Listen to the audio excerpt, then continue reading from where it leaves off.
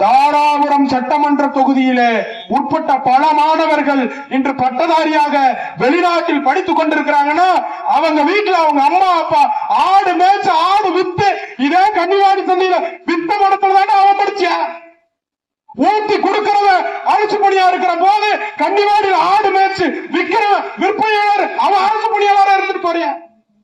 அது முடியாது, இது முடியாது. அதே போல கன்னிவாடி சந்தை மட்டும் ஆடு மேய்க்கிறதுல ஆடு விற்கிறதுல ரொம்ப நல்லா இருக்குது.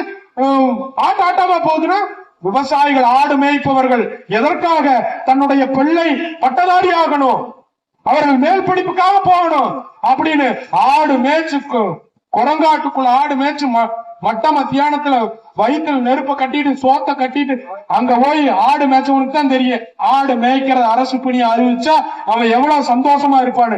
நீ ஆட்டுக்காரி வாங்கி திங்கிறவன் நுழையா பேசுவ கொழுப்பேத்தி போய் மேய்க்கிறவனுக்கு தானே தெரியும் அந்த வழி என்ன. அவனுக்கு உண்டான உரிமைகளை கொடுப்பான்னா கொந்தளிக்கிறானுங்க. ஆடு மாடு மேய்க்கிறதெல்லாம் அரசு பணினா பொழப்பு சிறுசா சிரிச்சு போயிரு. இத்தனாண்டு கால ஆட்சியில்